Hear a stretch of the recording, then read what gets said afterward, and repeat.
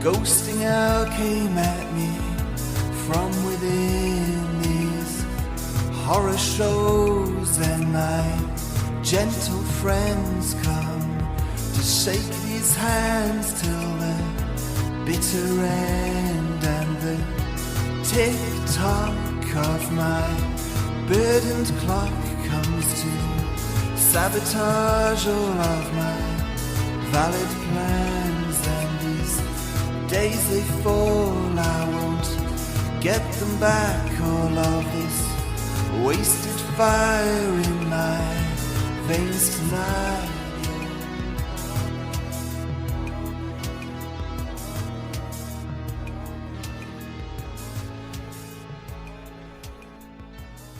Is that better? Yeah, much better. Should we start again? Or do you just want me to cut Sure. that out? Yeah, we can choose whichever intro we want. Hi, welcome to Post-Exertional Mayonnaise. Hello, I'm Daniel. I'm Dove. And it's good that you're here. And thanks We're for so listening. we're so glad that you're here, and we know how hard it is to get places with ME. Definitely. And yet you're here, and yeah, we've been so happy about all of the responses we've been getting.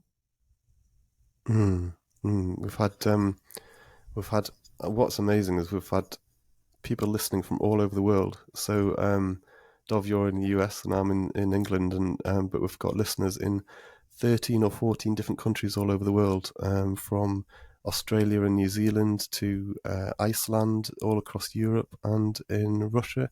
And it's just brilliant that everybody's listening. So thank you for listening. And however you've sort of come across us, it's brilliant that we're sort of building community in that way. So yeah. And we've got a very exciting, different kind of beginning today. Yes. So when we're going to talk about the topic of time today and how it relates to us with ME and chronic illness. And when Dov said, "Oh, let's do the topic of time," I thought, "Oh, I've got a song for that." So I wrote and recorded that song last year. It's called "Father Time," and although you didn't hear the chorus, the chorus goes, "Father Time, you're not on my side," and when we kind of living with ME, it sort of feels like time is just slipping away from us, and that was the real sort of emphasis for that song, particularly in my mind. So yeah, time's not always on our side. Yeah. By now, I think everyone has listened to the excerpt that Dan posted, and yeah, it's beautiful and it's haunting. And I'm just wondering, Dan, like, because most of the songs you write are related to life with ME. Would you say that's true? Yeah, and I guess songwriters write about the experiences that they have, and because my experiences don't kind of go very far beyond living with ME, so it's pretty much the only thing that I've got to write about in a way. It's like you're able to really reach so deep into yourself and into your experience and share things. Like I wouldn't know how to like put my experiences into words and then into music in the way you do. And I'm wondering, like, does stuff just kind of like, does it come to you and then you write it down, or do you sit down and you're like, now I'm going to write a song? No, it's not very often that I kind of think, oh, I'm going to write a song now. Let's sit down and think about it. It's usually quite late at night when I write lyrics. So it's like after everybody else has gone to bed, and I'm just kind of sat there and maybe listening to other music that inspires me. And I just think, oh, and maybe a theme comes to mind, or I just get like the idea of a couple of words, and then it just kind of like splurges out. So I write the lyrics on my phone, and I just kind of use a Word document on my phone, and it's just like blur, and then I suppose, and I don't know how that happens. It's just like blur, and then probably then when I come to picking up my guitar, I'll kind of think about the words a bit more, and then sort of fine tune it a bit for kind of like to make it fit with some music. but yeah, I don't know kind of. It's almost like on another level somehow. Um, when I write the lyrics because it just somehow yeah, it just sort of comes to me in that sense. So I can't really explain how I write the lyrics because they just kind of like happen in that way. So So like at a certain time of night when you're kind of alone, your brain just sort of starts to think in lyrics.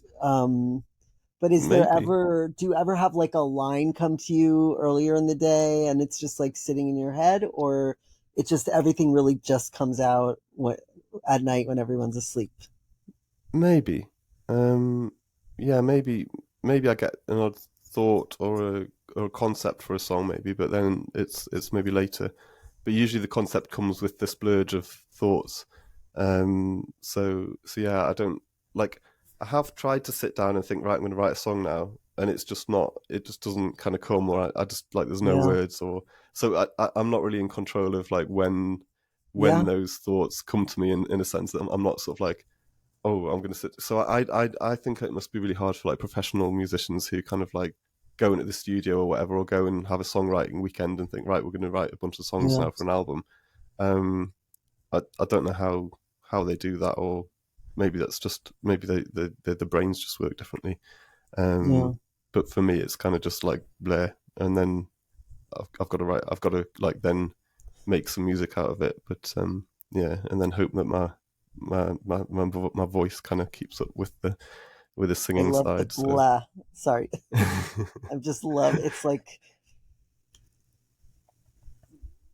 yeah, it makes me think of sort of somebody saying abracadabra, but it's sort of the opposite because it's just like blah, but Blair. it's blah. But but it is amazing, like to that sort of your brain is processing stuff at some point clearly, and then but then Mm, it just sort of almost comes to you fully formed. That's yeah. it's like I think a lot, remember, I wrote that whole article about, or essay or whatever, about sort of the process of thinking while we walk. And Mm, I'm really interested in the question of like, how do people with ME process, stuff when we can't, especially if, like a lot of us can't take walks, we can't go swimming, we can't like, I think like a lot of processes for other people happens while we're moving, and I guess for you, I think the process must be happening just when you're kind of moving through time.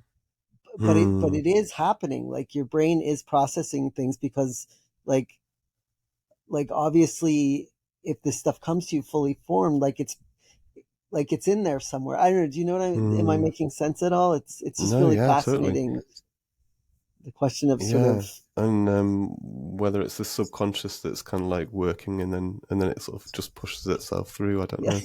Um, I think sometimes I'll write differently if I'm writing a poem.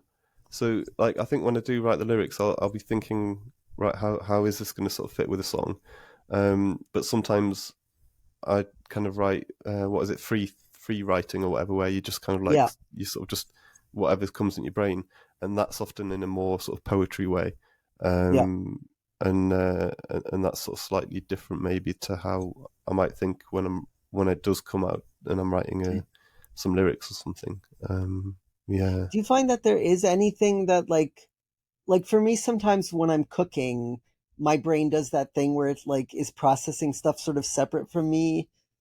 Mm, The way I think like a lot of writers walk to kind of have their brain do that processing, and for me I think like because I can't walk, it used to happen I think when I played guitar, like sort of and now I think it kind of happens when I'm doing puttering around the kitchen a bit. mm. Do you have like times when you feel like your brain gets that space to just kind of, um, I don't know what is that called? Like just that sort of thing where it's The your flow, brain's being kind in of the walking flow. and ruminating, and Is that kind of being in the flow, being in that sort of zone where you, yeah, or is it I slightly don't think it. different?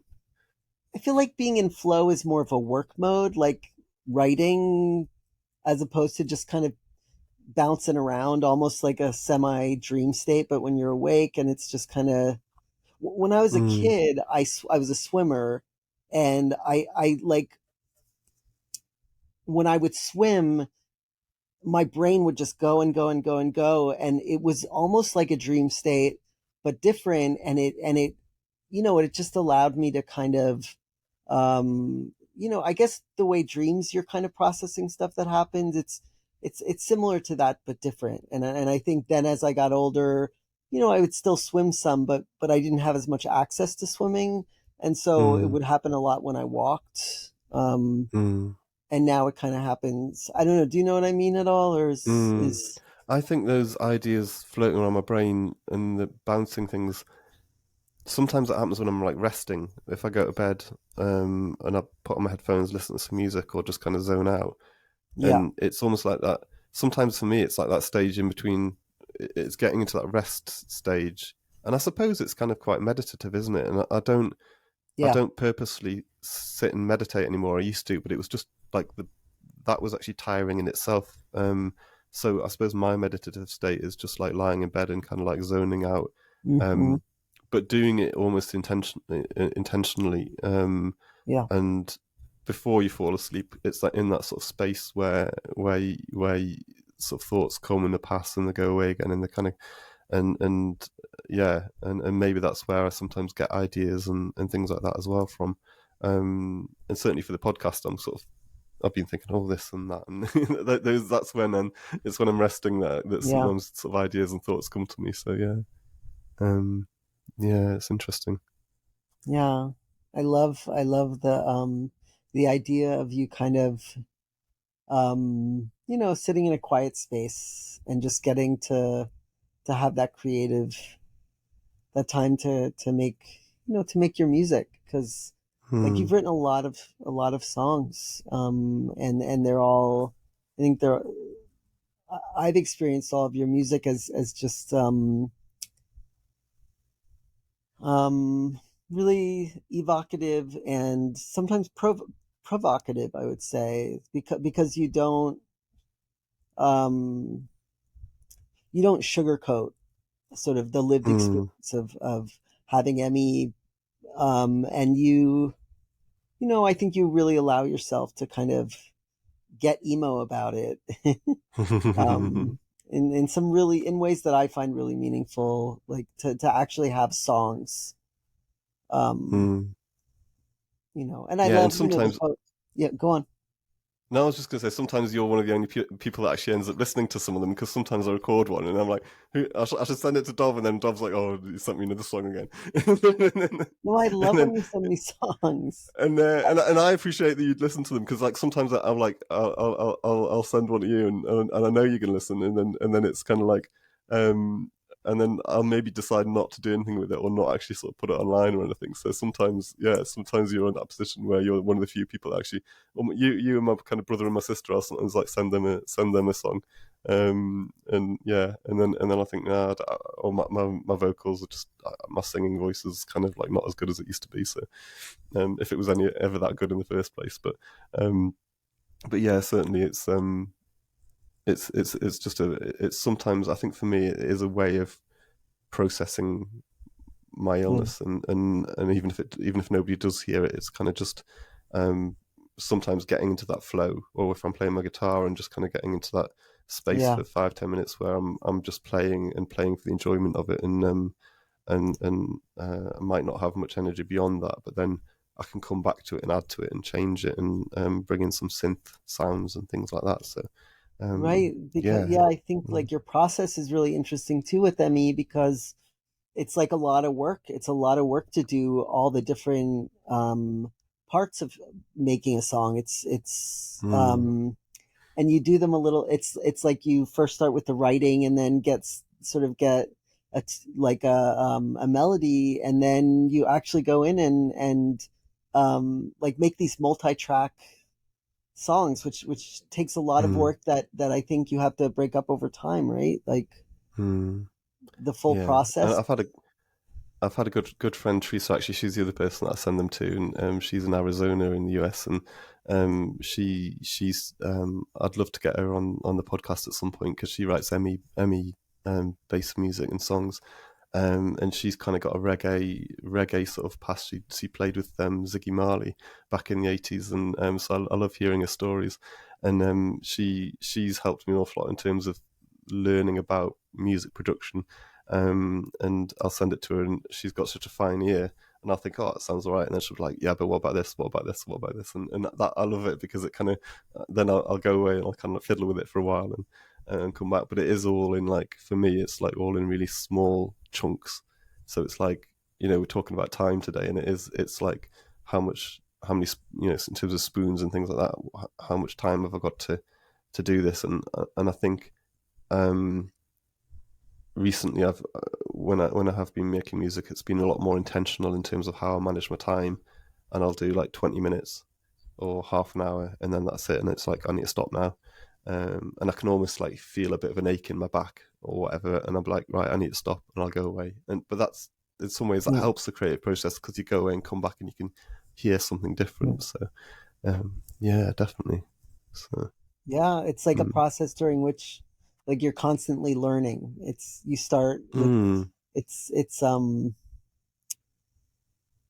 you get to keep returning to and an idea. having the brain energy to learn as well. And sometimes that's another thing. It's like, I think if you're doing something and learning because you're enjoying doing it, it's very much different from like learning because you have to do something.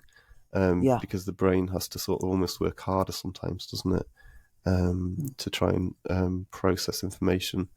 And it's, if you don't, like Anna and I were talking last week on the podcast, and she said about her work as a researcher, kind of she enjoys doing it, and she wouldn't do it if she didn't enjoy doing it, because it's taking so much energy from you in the first place, that actually if you don't enjoy doing it, then it's even harder. So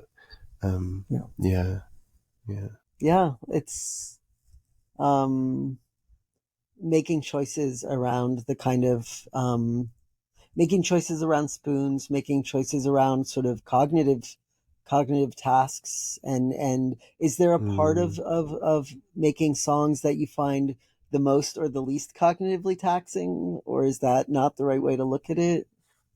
I think I did a song about hope, and it was kind of like quite an ambiguous song, and part of it was really a bit, almost a bit sarcastic about kind of people talking about hope and living with ME, and they talk about hope, but there was a slight bit of hope in there as well. They talk about hope, and Jessica Behrman wrote a poem, and hopefully she's going to be on the podcast with us next week, and I'm really looking forward to it. And I put her poem, or part of one of her poems, on the end that she'd read on Facebook. But that one was a lot more intricate in terms of just the guitar playing and learning to do a little bit of solo stuff, because I'm not a brilliant guitarist, but that was quite cognitively draining, because you're kind of having to sort of, when I'm playing chords, it's kind of different, because it's just really like a second nature to go to a C or a D or something like that. But when you're learning something and trying to play something, I guess because you play classical stuff, that drains you even more, because you've got to kind of think about where your fingers are going an awful lot more. So I'm not great with music theory, or I started learning guitar after I got ME, and I find like sort of music theory stuff very cognitively taxing, and also endlessly interesting. But I think I'm, in my ideal world, I would like go back in time and learn a lot of music theory when I was a kid, and but it's I wish I had. I wish I understood better sort of chord progressions and sort of how people sort of jump from key to key, and there's so many things. But I hear you, and it's so exciting that Jessica, but is it Jessica Behrman? Yeah, she was Taylor, and then she was Taylor Behrman, and now she's Behrman. After she got married, so yeah. Okay, yeah.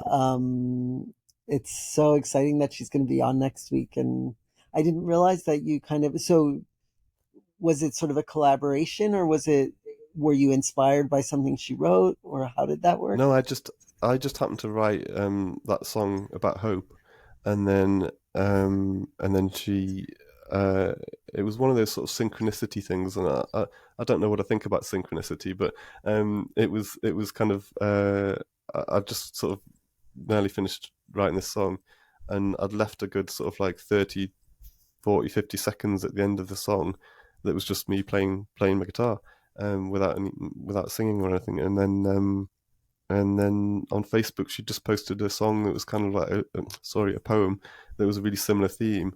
And the last sort of like 20, 30 seconds of a poem, I was like, oh, that's brilliant. So I just messaged her and said, can I steal that? So I literally, she didn't even read it for me. I just kind of took it off her, sort of, off the audio off of Facebook, and then put it on, and it just sort of fit really nicely. So yeah, so that's sort of good to speak to her.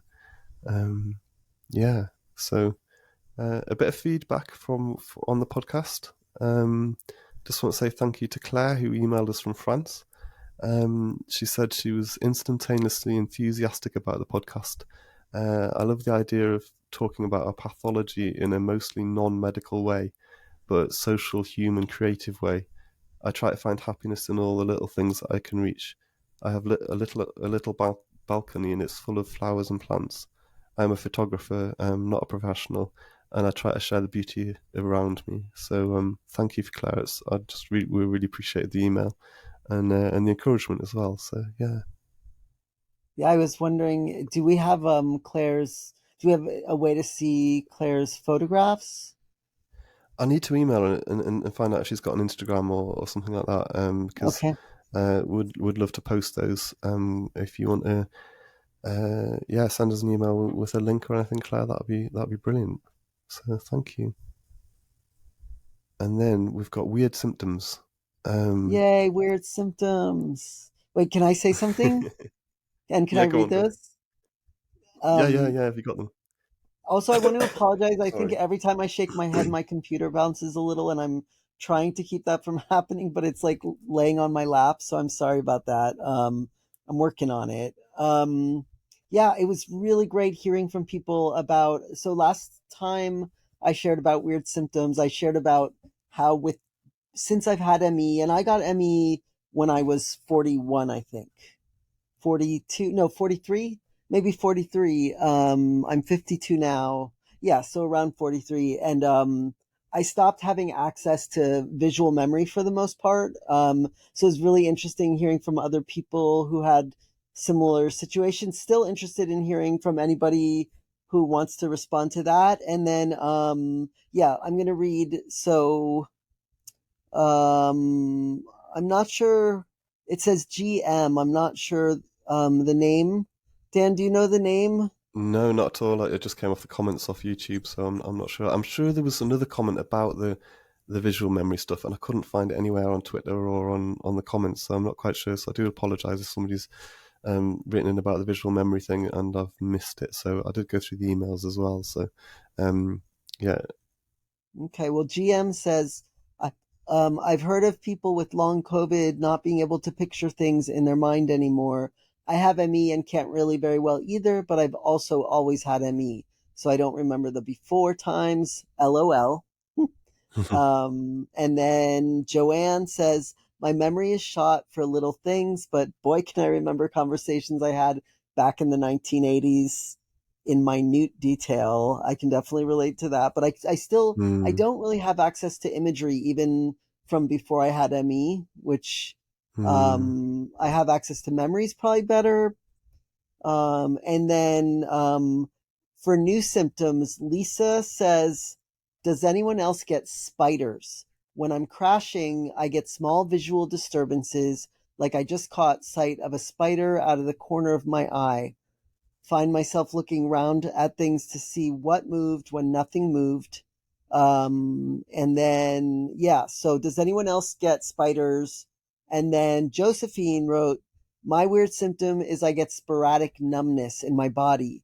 I can often start with feeling pain in my neck, wrist, or leg where the artery is for an entire day, then suddenly stops and is followed by complete numbness in the area where the pain was. Doctor is, of course, like, I don't know. Yeah. So I assume it's just the ME. So yeah, anybody else have that? Yeah. And yeah, I'd love to hear what any experiences people have, so we can all just kind of see what symptoms we share, and if we, if we can find other people with similar symptoms, I think, I don't know, I just find it helpful for me to know that other people, that I'm not the only one. So Yeah. thoughts, Dan? Yeah, no, I replied to Josephine and the email or the comment, that it was one of the first things that made me wonder about, well, when before I properly got ME this last time, Yeah. is that and I still get it from time to time, is I get numbness on my left hand, on the side of my left hand there, and then on my right thigh. And it's those two places that I always get numbness, and it's really weird because it's the same place. I don't tend to get numbness anywhere else, but it's just like my leg will go dead in that place, and on my left hand. But it's why it's those two places. I've got no idea. But yeah, Josephine sounds really horrible because she's kind of got that pain beforehand, and then it's like the Yeah. numbness comes after the pain, like for long periods. Which mine just sort of kind of it's there for like half an hour or something, and then it'll go away again. But yeah, it sounds unpleasant, but yeah, if anybody else can experience that, not that you want to, anybody You who does what? experience that, I was gonna say I said can rather than does, so yeah, no, it's not like something you choose, um, yeah, so time,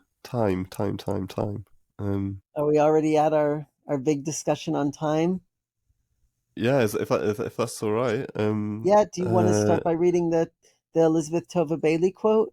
yeah, and then you can say a little bit about what your thoughts were on the subject. But you've been reading a book at the minute, "The Sound of a Wild Snail Eating," which again was one of those weird synchronicities because you emailed me exactly the same time on Saturday night as we had a family barbecue, and there was like a load of snails just like appeared on one of the chairs, and I took a photo of a snail and like emailed it to Dov, and you'd literally just like emailed at a similar time, saying you were sort of reading this. So Elizabeth Tova Bailey, time unused and only endured still vanishes, as if time itself is starving, and each day is swallowed whole, leaving no crumbs, no memory, no trace at all. Yeah. Yeah. So, I don't know if any of you have read the Tova Bailey. Sorry, I keep Elizabeth Tova Bailey book, but there's actually a lot in there about time. I read it a couple years ago. I think probably maybe soon after it came out. I don't remember when I read it, but I was trying to find quotes about time, and there's quite a few. I don't think we're going to read them all, but maybe I'll put them all on our website so people can see them. Or I'll post some maybe in the comments of this podcast. But yeah, so today's topic is time, and I have a lot of questions. So maybe I'll just kind of ask questions, and Dan and I can discuss them. And I'd so love to hear any thoughts that anyone has on this stuff. If you want to send us emails or drop them in the comments. The first question may be hard to answer for various reasons, but how is time different with Emmy? How do we experience it in unique ways? I think um, I'm much less aware of time in terms of like days of the week, but a lot more aware of things like sunrises and sunsets and clouds and birds and sort of times of year. And yeah, so in what ways is time different for us with ME? I know that's a Mm. big kind of vague question, but do you have thoughts on that? Yeah, I mean, I was thinking about this week when we were sort of thinking about the questions. I think it it's almost like separate things, because it almost feels like time doesn't quite exist in the same way, but it goes really quickly, but also really slowly at times. So it's like, on the one hand, it's like a bit of a blur. And I know people have talked about remembering things from before you got ill, like really clearly. Um, and for me, it's like for the last 5 years, it's sort of like I was working and life was busy, and then all of a sudden, there was that sort of clear sort of demarcation in my life that things suddenly kind of slowed right down. But at the same time, like 5 years seems to have like passed quite quickly in a strange way, because it's just sort of Yeah. like one big blur. Because it's harder to um in some ways it's harder to delineate time, because there's so few things that happen in your life. So like I had a bit of an improvement a couple of years ago, this time of year, and I managed to do sort of a few little things, out and about more. And a friend drove up from the Midlands and took me to a cricket match at Durham, and we went to a 2020 cricket match and had a brilliant time. And that was actually 2 years ago today, because he sent me the Facebook memory of it, and I was like, man, that was 2 years ago. And it's like I would have said it was like last year. So like the 2 years in between then and now have just kind of like passed without me really like having any sort of concept of kind of things much happening in between. Because after that, I kind of had a really rough time where I was like in bed, you know, not as a consequence of going to cricket, but I probably just did too much too soon altogether. That kind of spring summertime, and then it's taken me a long time to kind of start and get back to a better baseline. So yeah, the last 2 years since that cricket match has sort of seemed a bit of a blur, even though there's been like two Christmases and two birthdays, and kind of life sort of It life almost makes me think experiences. of. Oh, sorry. Yeah. No, go on.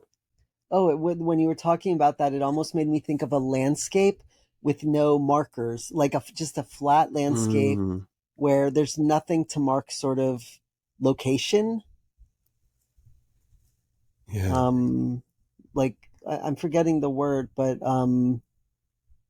it's really hard. Like days are sort of have such a similarity that it's almost like you're just driving on the same bit of road all the time, and so Mm, it's hard to. Rachel, my friend Rachel, who wrote the poem that you read last week, that I'm gonna mm, actually do a reading of that too, and make a short video of. We often mm, talk about how it's hard to create new memories, and so I think yeah. yeah, so if you do something like go to a cricket game, it's sort of a landmark.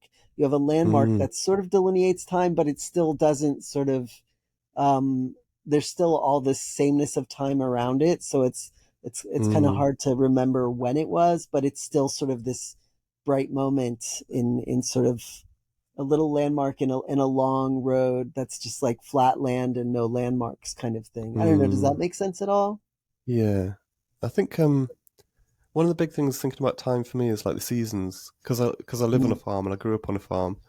The different seasons are kind of like time markers as well, because yeah, we seem to suddenly go up here in the northeast of England from winter. We don't really have a lot of springtime because the weather's so bad yeah. generally anyway. So we seem to go from like winter, and then suddenly it was spring and summer. And yeah, like so my dad's out sort of making hay at the minute. But like a few months ago, everything was muddy and it was just dull. And then the winter months seem to last. Well, they do last longer, I suppose, because we don't often get a lot of summer up here. But um, yeah, we've kind of gone from sort of long, long, long, long sort of winter months of just dullness and dull skies and mud, and then all of a sudden there's like dust everywhere because it's so dry at the minute, which is really rare here, Oh, and we haven't had much rain. So yeah, it's perfect sort of weather for making hay. But yeah, it's certainly, and then the flowers are out and the bees, and it's I think the seasons changing are a way for us to notice the difference in time when we're living with Emmy. Um, yeah, I tend to be. so attuned to everything, like all the little changes in a way that, it's, I think before I had ME, I was still aware of the seasons, of course, but I don't think I honed in on like every little change, like every little thing that's Mm, growing, when it's, when the growing begins. I think I, like with my photography, I become sort of a documentarian of the seasons in a way, because I just, yeah, and maybe part of that is because sorry.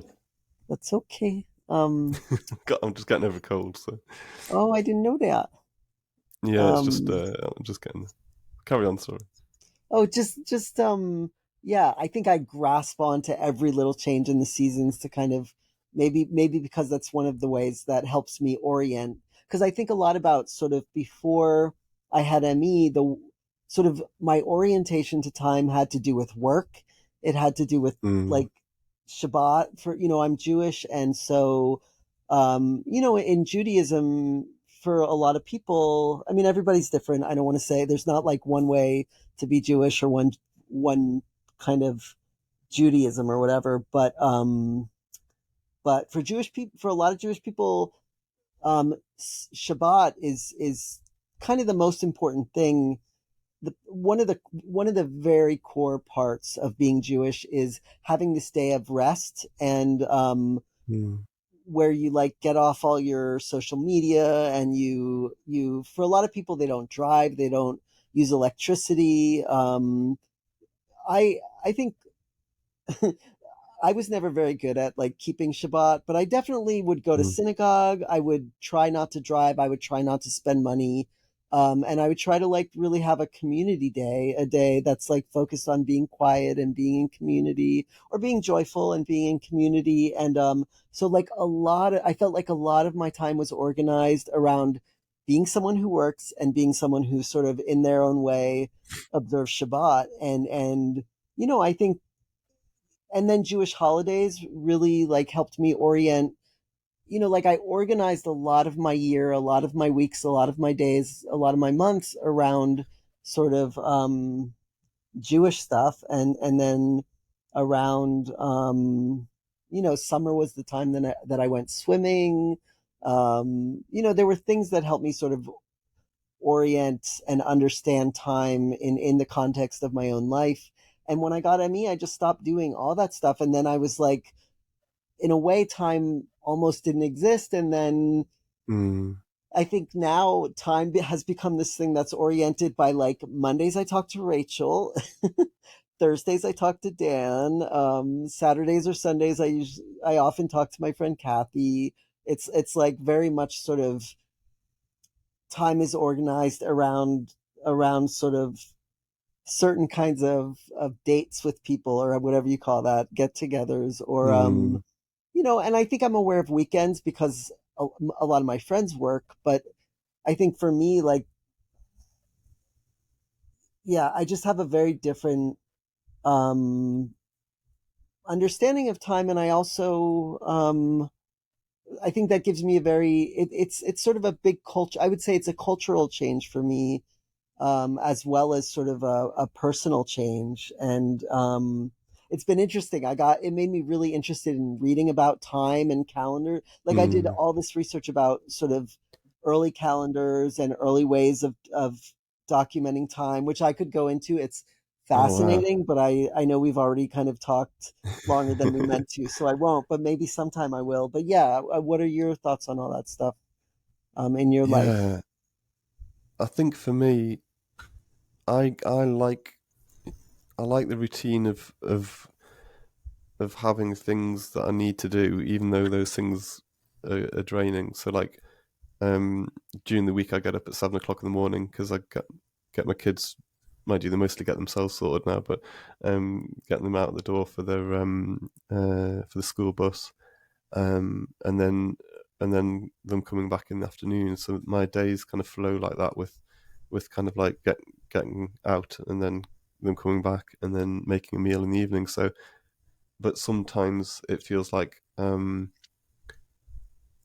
bits in between, I don't know what to do with myself, and like, and it very much depends on um It's interesting because earlier we were talking about making music and stuff, and it sounds like that's something I do all the time. But it's like the amount of time that I give to that is quite limited because I might spend a bit of time on a song and then I might come back to it like weeks later. So the actual things that I'm doing during the day are like lying in bed, Yeah, watching YouTube, listening to an audiobook, and then some days are really difficult because even that's kind of like too draining. But I prefer. It's almost like for me, I almost prefer a crash day to an in between day because like yeah, a crash day, not I don't like the crashing and I don't like the exhaustion and lying in bed, but I can rest better when I'm in that state than in a state where I feel like doing something, but I know I can't and I know I shouldn't. And then I'm just feeling like really angsty and don't yeah. know what to do with my time. So it's like, and I can't like sleep, and I don't, I'm just sort of lying there, and I'm like, oh, what do I do? And I just feel a little bit sort of like, how do I manage this? Because I just want the next 3 hours to kind of like pass by until I kind of need to do the next thing that I need to do because I just don't know what to do with myself, and I really don't like those days. And they're not that often, but usually I'm either really crashed out and I'm resting, and I can rest sort of quite comfortably. And then other days that I'm doing bits and bobs. I might put some washing in or fold some laundry, but that's kind of like, and those are those days I kind of prefer because I feel like I'm being useful. But it's the in between days that I really don't like because I just don't know what to do with myself. Don't know how to spend my time. Right? Like there's this weird way that I think for me, like so often time is just something to be gotten through.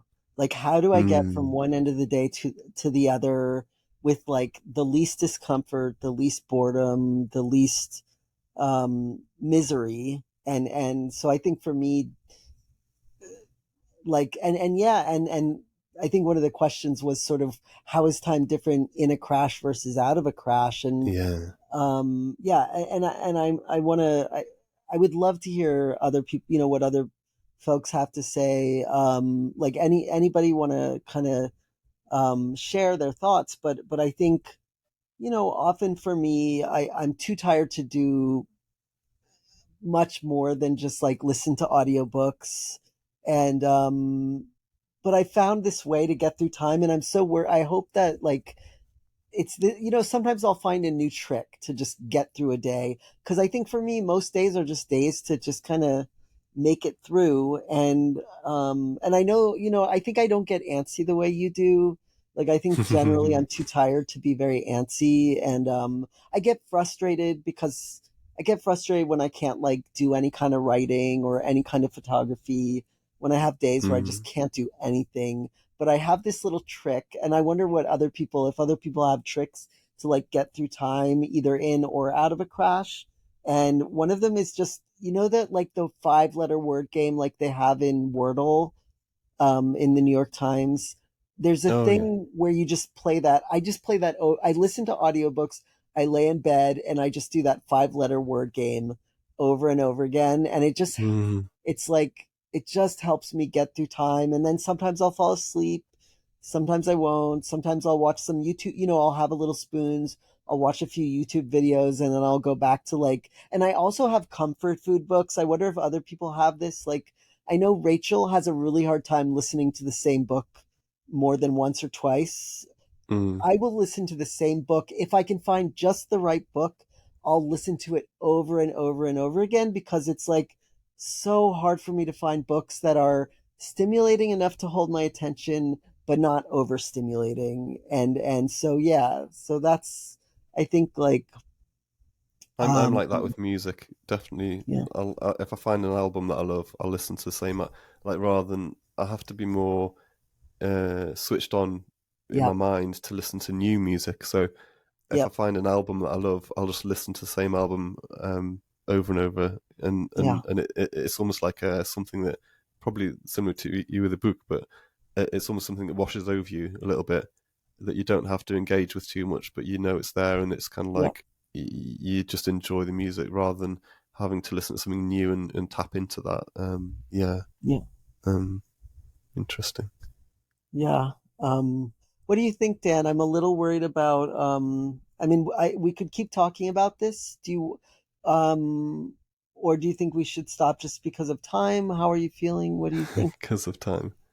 I'm all right. If you, with I don't want to miss out on the things. If there's anything else that you wanted to say about time, because I think it's like a really important subject. We didn't get like massively through our list, but I think it's been a useful conversation. And I think it'd be good to do our advert before we finish as well. Okay, So I'll if we do just kind this, of go through a few things, but we won't really talk too much about it, and we can come back to it. hmm, And then, yeah, yeah, I yeah, want you to read the ad. Is I'm so excited for the ad. But yeah, I guess like in what ways do we feel separated from time in the sense of how others around us who are not homebound or who don't have ME engage with time? Is there a sense of like feeling separate from the world or feeling outside of time or outside of how time exists from other people? And then I also was really curious about how shift in um how sort of a shift in how we relate to time changes sort of maybe our sense of how the world is organized. Like I know, not to get too like I don't want to be too political here, but I've always been somebody who um like is critical of capitalism because I think it's a brutal economic system. But I think with mm, ME, it becomes so much more clear, sort of mm, how just sort of the way capitalism is a system that like has no space to sort of care for people with chronic conditions. And so I think it's really having ME has really, I wouldn't say it's like shifted my political views in a huge way, but it's definitely clarified a lot of things for me and given me space like where I feel enough distance from how a lot of people sort of live their lives to feel a separateness from it that just mm, I think allows me to kind of think philosophically more of the time. yeah, Any thoughts on that before I keep going a little? yeah. No, and like time seems to just blur in the sense that like what's I was going to say politically because our it's like, well, who's the prime minister this at the minute? Because I don't I read kind of like news headlines, but I don't watch the news and I don't read a lot of news, so I keep in track of kind of generally what's going on in the world.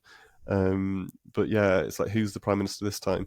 Because we've had a load of different prime ministers in the UK anyway. But yeah, certainly it feels with Emmy that you can feel a little, because we feel disconnected from society and from kind of the world around us in a lot of ways. It's easier to lose track of kind of like what's going on in the world, I think, or what's going, Yeah, not what's going on in the world, but kind of like to feel connected to any of that. So I I get frustrated with politics and where things are at, but I don't. I try not to let myself get too drawn into it because it just drains me, and yeah, I can't affect any of it either. So I sort of choose, and it's maybe different for me because I live on a farm, so I'm literally like physically miles from anywhere. So I don't see society either. So it's not like there's people walking past my window, like for many other people. So it's almost like further step of detachment from it, but it's choosing to do that in my mind as well, so that that I don't grieve too much for the loss of society as well. yeah, I think if it's not in my mind, I'm not kind of like grieving for not being part of it as well. Um, yeah. That yeah, makes me think of sort of the time space continuum and how like similar to my disconnection with time, I also feel like I no longer live in a town. I only live in a apartment. It's like I also lose that connectivity with what it's like to see people on a daily basis in sort of different. I think similar to you. I think I do keep up on news a bit more than you do, but I also have to be really careful because it's so easy to just fall into like despair and lose all my spoons, the few spoons I have, to just sort of, yeah, just utter despair and frustration and yeah, anger with with sort of a lot of things. Yeah. But yeah, it's almost like we live in our own little time space continuum. Yeah. Um, Yeah. and that like our environment is not necessarily like, it's like um yeah, I sometimes sort of do feel like I no longer live in a place, I live in a home. Um Yeah. if that makes sense. And anyways, I'm just gonna quickly check if there's anything else. Yeah, how do we pass time in a crash? How do we organize time? How do we feel about time in a larger sense, life and mortality? Sorry, mortality. Do we relate to time differently, knowing that there is so much stuff we can't do? So, I think when I was younger, I had all these things that I wanted to sort of places I wanted to go, things I wanted to accomplish. So, like in the sense of sort of a timeline of one's life as opposed to like days or weeks. I no longer think, oh, someday I want to go to um, visit Dan in England, or like someday I want to go to Scotland or Brazil, or someday I want to hike a certain mountain, or someday I Yeah. want to learn to roller skate, dance, or to dance. I think dancing in general, or I don't know. I think there's a way that like I lose a sense. Like I think for a lot of people, there's this sense of a future and a sense of like all these Mm. possible things they want to do. And I mean, I think there are still things that I want to do, but it's sort of becomes a much different sort of landscape. So Mm. I think that's the rest of kind of um, what I wanted to sort of address. And I'd love to hear any thoughts you have, Dan, and anything anybody wants to share in the comments. And then we can Yeah. we can Like go to that's the very exciting ad. the, yeah. No, the future bit's like almost. Yeah, it's hard to think about. It's hard to think about the future in a sense of time, and the times that I do think about the future, it kind of scares me a little bit. So I try not to, kind of what that means living with ME. Um, so I wouldn't say it scares me. I become a little bit numb to the prospect of what the future holds, because I choose not to kind of like dwell on it too much. But Yeah, no, that last one of the last quotes that you'd put on our notes by Elizabeth Tover Bailey was the right thing to do is not to do. The right thing to do is to do nothing. The place to do it is a place of concealment, and the time to do it is as often as possible. I love that one. Yeah. yeah, yeah. And that's a great place to end and go to the what is it? Exhaustion. We have an Exhaustion Enterprises ad. Yeah, yeah, and we've actually got a logo now, and Lou Baker's done a fantastic job of coming up with a new product, and it's it's a sensory deprivation booth 2000, hereafter referred to as the SDB 2000, not to be confused with a coffin. Um, the SDB 2000 is your retreat from the light and noise of the world without you missing out. Yes, it's true. No longer miss out on important social events and parties. Now you can attend via the SDB 2000. Hang out with all of your friends in the comfort of this sensory deprived environment. With its custom made trolley system, you can be wheeled from event to event, room to room. This booth comes custom made to the size of your own body and sports a convenient slot from which your arm may be extended to wave and shake hands at your chosen event. But wait, that's not all. Here's a list of the many features you can enjoy from your SDB 2000, to name a few: built-in shiatsu massage mat, snack hole, poop chute stroke bucket trapdoor system below for easy toileting, iPad holder, megaphone PA system attached on top so you can simply whisper your request into the mic and it will ring out across the room, converting a 30 decibel whisper to a 120 decibel request so that no one can even ever ignore again that feeble request for a ham and cheese toastie ready to be dropped down the custom made snack hole. Feet warmer, soft interior fairy lights, Wi-Fi, air conditioning, Snack hole doubles as a medication chute, soft touch lid closure. Additional extras include remote control guidance system with advanced sensory equipment. Disclaimer. Exhaustion Enterprises Pty Limited does not recommend the SDB-2000 be used on stairs or sharp declines and accepts no responsibility for injuries incurred from runaway booths. So far, all lawsuits against the SDB-2000 for catastrophic sorry, it's so funny. Catastrophic injury from faulty sensors have been unsuccessful for compensation. Furthermore, Exhaustion Enterprises do not recommend attending funerals in this device. EE take no responsibility for a possible mix-up at a funeral. The current 5 pending accidental burial compensation claims look unlikely to win in court. Yes. So yeah, and hopefully if you're watching on the YouTube, we'll put up a little diagram that she's done, a little illustration. Yeah, and we'll put it up on we're gonna have a website. It'll be on the website too. Yes, we're just busy.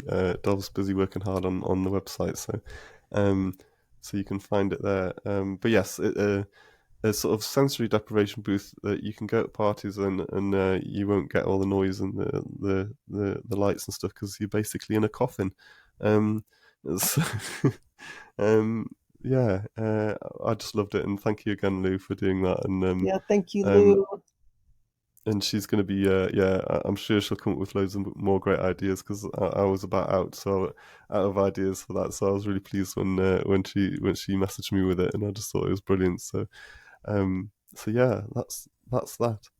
And we'll keep the poem for next time because we're running over on time. But thank you again for everybody for listening. Send us responses to weird symptoms. We were also going to do a whole slot about things that people find really helpful, and lots of people responded on Twitter, saying things that they found really useful in their life with ME and chronic illness. So we'll come to that next week, I think. And that's about it for this week. Have you got anything else you want to add, Dov? No, just thanks, Dan, and thanks anyone who's here with us listening, and we're so excited to be connecting with you and hearing what you got to say, if you feel like sharing. Brilliant. So thanks again, and we'll see you next week, and I'm off to lie down. Yeah.